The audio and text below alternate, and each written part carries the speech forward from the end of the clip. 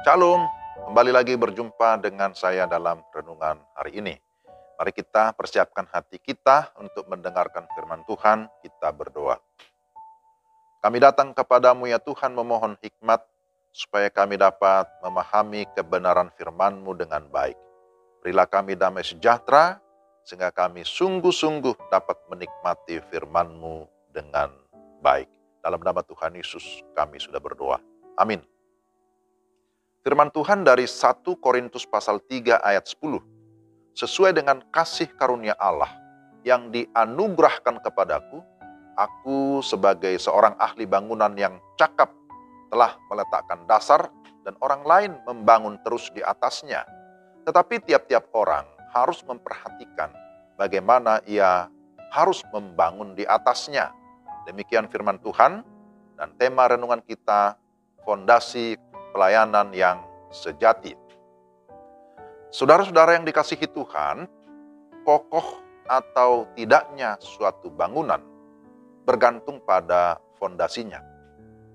Bangunan yang megah dan indah tiada artinya jikalau dasarnya atau fondasinya keropos. Bangunan itu hanya menunggu waktu untuk rubuh. Demikian juga sebuah pelayanan atau gereja harus beralaskan pada fondasi yang kuat. Dan Rasul Paulus memberikan penegasan bahwa Yesus Kristus adalah fondasi atau dasar yang kokoh dari gereja. Dasar ini telah diletakkan Paulus ketika ia mendirikan jemaat di Korintus. Dan ia berharap agar setiap jemaat meletakkan seluruh pelayanan di atas dasar yang kokoh itu. Hal ini menjadi peringatan bagi seluruh jemaat. Kondisi pelayanan mereka memang melimpah karunia-karunia rohani. Namun mereka meletakkannya di atas kesombongan, iri hati, dan kepentingan diri serta golongan. Apa akibatnya? Akibatnya terjadi perselisihan, bahkan perpecahan di antara jemaat Korintus. Saudara, selain menjadikan Yesus Kristus sebagai dasar dari sebuah pelayanan, ada hal lainnya yang juga sangat penting. Apa dan bagaimana orang membangun di atas fondasi tersebut juga merupakan hal yang sangat serius. Apakah bangunannya terdiri atas emas, perak, batu permata, kayu, rumput kering, atau jerami? Di sini kita melihat ada perbedaan kualitas. Ada kualitas yang sejati, yang disebutkan di sini kualitas emas, perak, dan batu permata.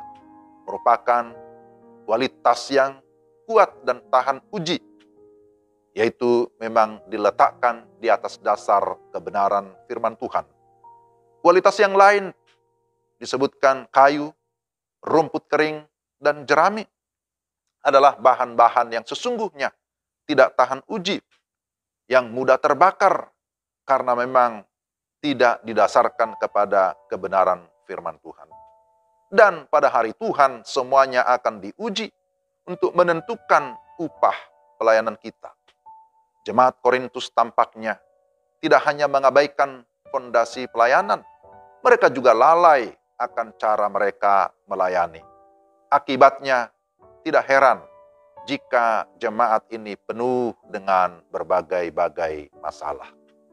Saudara-saudara yang terkasih dalam Tuhan, sebagai orang yang percaya, dasar dari seluruh pelayanan kita sekali lagi adalah Yesus Kristus.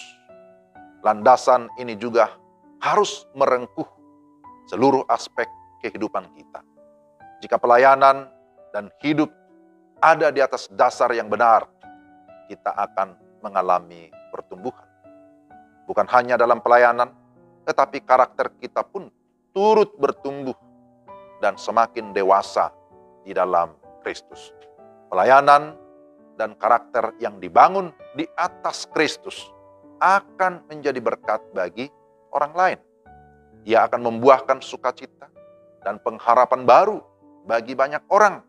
Ini tentu akan mendatangkan soli deo gloria, kemuliaan hanya bagi Tuhan. Oleh karena itu, saudara-saudara, kita harus meletakkan segala karunia-karunia yang Tuhan berikan kepada kita.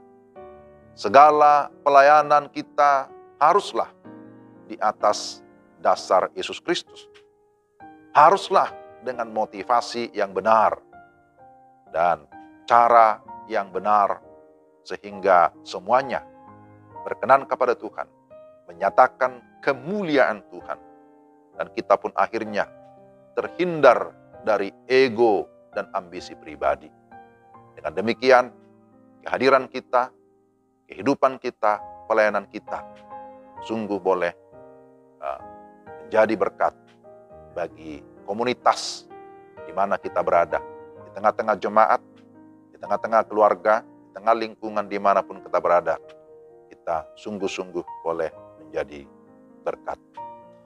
Mari kita berdoa. Tuhan, terima kasih firman-Mu mengingatkan kami supaya kami tetap meletakkan seluruh hidup dan pelayanan kami di atas fondasi yang kokoh dan benar. Itulah Yesus Kristus Tuhan, Sang Pendiri Gereja. Tuhan, tolong kami supaya kami dalam menjalani kehidupan ini, kami membangun seluruh kehidupan kami di atas kebenaran firman Tuhan. Supaya dengan demikian kami menjadi pribadi-pribadi yang menyenangkan Tuhan, yang memuliakan Tuhan, pribadi yang tetap setia dan tahan uji. Dan kami pada akhirnya boleh dapat merasakan sukacita yang berlimpah. Tuhan memimpin kami supaya kami tetap melakukan firman-Mu di dalam kehidupan kami hari demi hari. Di dalam nama Tuhan Yesus kami berdoa dan mengucap syukur. Amin. Demikian renungan kita hari ini. Tuhan memberkati kita sekalian. Shalom.